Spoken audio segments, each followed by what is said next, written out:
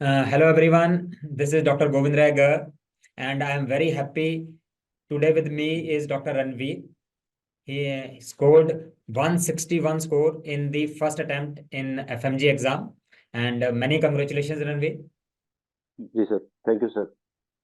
रणवीर, सबसे पहले आप अपने बारे में थोड़ा बताइए कि आप कहाँ से हो, कहाँ से पास आउट हुए।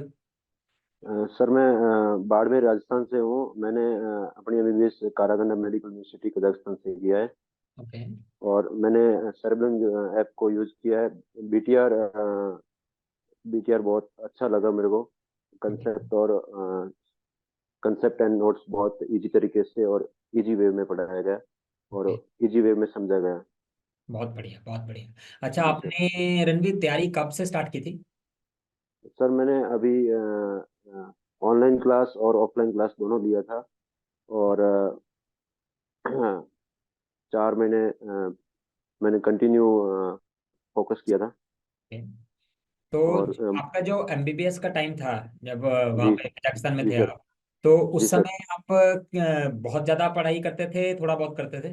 नहीं सर, उस समय हम आपको ही फॉलो करते थे। शुरू से आपको ही फॉलो करते थे। ओके। धीरे धीरे चलते गए टाइम के साथ में हम्म। और सक्सेस हो गए।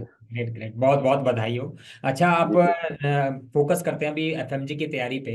तो जी लास्ट सर। 4 महीने आपने बोला कि आपने काफी कंसंट्रेशन से पढ़ाई करी। जी तो सर।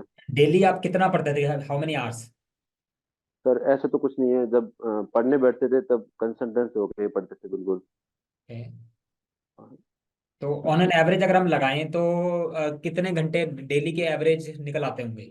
10-12 घंटे। 10-12 घंटे रोज के। सो जी दैट्स ग्रेट यार, बहुत मतलब इट्स नॉट इजी। मतलब सिर्फ जी। कहना आसान है कि 10 घंटे पढ़े, 12 घंटे पढ़े, बट जी टू sir. Do that for a consistent basis for 4 months is a difficult task. जी कंटिन्यू। जी सर, कंटिन्यू रखा। और कुछ क्वेश्चन ऐसे थे कि अपन सिली मिस्टेक करते, उस सिली मिस्टेक को अवॉइड करते गए। जैसे कि मॉक टेस्ट दिया, क्वेश्चन किए, तो ग्रेट। उससे क्या है, इम्प्रूवमेंट होता गया।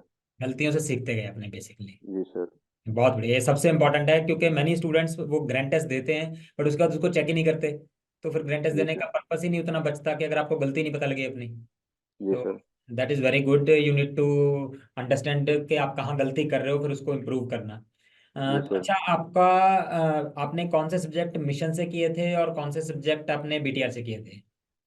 सर मैंने मेन सब्जेक्ट तो फार्मा किया है, इसका ऑर्थो किया है, रेडियो किया है। दोनों मैम का बहुत अच्छा है। और बीटीआर तो मैम का बहुत इजी वे में कराया हुआ है। ओके। और पीएसएम विवेक सर की बहुत अच्छी लगी। और ओके। फार्मा आपसे अच्छा तो क्या बता- ग्रेट ग्रेट ग्रेट। जी अच्छा, सर। एग्जाम के लिए जो बच्चे तैयारी कर रहे हैं अभी, जिनको जून का जी एग्जाम, सर। आप उनके लिए क्या मैसेज देना चाहोगे कि किन चीज़ों पे ध्यान रखें और किन चीज़ों को अवॉइड करें। सर मैं एक ही चीज कह सकता हूँ कि जो सब्जेक्ट जहाँ से भी पढ़ी है उसी को रखे और सिली मिस्टेक को अवॉइड करें। और ज्यादा से ज्यादा क्वेश्चन करें। ज्यादा से ज्यादा क्वेश्चन करने से सिली मिस्टेक अवॉइड होगी। और आप सक्सेस की ओर बढ़ते जाओगे। Great great. तो स्टूडेंट्स प्लीज नोट कर लो, डॉक्टर रणवीर ने क्या एडवाइस दिया। Number one, keep one source. जो भी सोर्स आपके पास है उस पर बिलीव कीजिए, उसको ठीक से पढ़िए, एक चीज के लिए बार बार हर जगह पे मत घूमते रहिए। And number two, practice lot lot of question, बहुत सारे क्वेश्चन प्रैक्टिस कीजिए, क्योंकि क्वेश्चन प्रैक्टिस करने से आपकी सिली मिस्टेक्स कम हो जाएंगी। राइट। जी सर। जी सर। अच्छा, व्हाट अबाउट जीटीज, आपने जीटीज भी दिए थे। जी सर। तो जीटीज के बारे में, उनको जीटीज कितने देने चाहिए और उनको कैसे एनालाइज करना चाहिए, ये थोड़ा बताइए। सर जीटी कितने देने चाहिए ये इम्पोर्टेंट नहीं है। बट मेरा ये रहता था कि मैंने एक बार रिवीजन कर लिया था तो उसके बाद में मैं जीटी पे जाता था। ओके। और जैसे रिवीजन करता था तो सब्जेक्ट वाइज में क्वेश्चन करता था। ओके। तो जीटी देना है, उससे क्या होता है, अपना जो एक फोबिया होता है एग्जाम के प्रति वो अवॉइड हो जाएगा। Very good. और टाइम मैनेजमेंट भी कर सकते हो। हम्म। और इससे अपन को पता चलेगा कि अपन किस सब्जेक्ट को वीक है, किस सब्जेक्ट में ज्यादा है। तो उसके हिसाब से आप क्वांटिटी को पता कर सकते हो। Great great. तो जो मुझे पता लगा आपकी इंफॉर्मेशन से, कि स्टूडेंट्स प्लीज नोट अगेन, जीटीज देने के सबसे बड़ा फायदा क्या है कि आपका एग्जाम का फोबिया कम हो जाता है, कि आप सीधा एग्जाम में बैठोगे, आपको जी सीधा जाके एकदम से हिल जाओगे, यार ये तो एग्जाम में कैसे करें। बट अगर जीटीज देते जी रहोगे तो आपकी एग्जाम की प्रैक्टिस हो जाएगी, number one. Number two, G GT sir. से आपको पता लगेगा कि आप गलतियां कहाँ कर रहे हो, उन गलतियों को इम्प्रूव कर सकते हो। ठीक है। और नंबर थ्री, जीटीज जो है वो टाइम मैनेजमेंट के बड़ा काम आता है, क्योंकि एक्चुअल एग्जाम सीधा आप एग्जाम देने बैठोगे तो कई बार क्या होता है कि आप कुछ क्वेश्चंस पे ही मेजर टाइम डिवोट कर देते हो, उसका कई क्वेश्चंस आपके रह जाते हैं।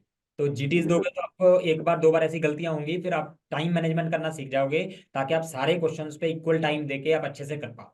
राइट। जी जी सर। Great great. अच्छा, आप कुछ और बताइए अपने बारे में, पर्सनल कुछ बताइए। आप कहाँ से, मतलब राजस्थान में पेरेंट्स वगैरह क्या करते हैं, और आप क्या कहते हैं, ज्वाइन करने से पहले जी अभी सर। आप कजाकिस्तान गए, उससे पहले आप क्या करते थे, पीएमटी वगैरह में क्या रहा ये सब। सर मैं राजस्थान जोधपुर डिवीजन के बाड़मेर से बिलोंग करता हूँ।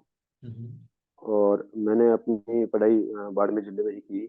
उसके बाद में मैं एडमिशन मेरा पीएमटी का दिया था, उसमें नहीं हुआ। फिर मैंने एडमिशन लिया फॉरेन में, और वहाँ पे भी अच्छा रहा, पढ़ाई भी अच्छी होती है।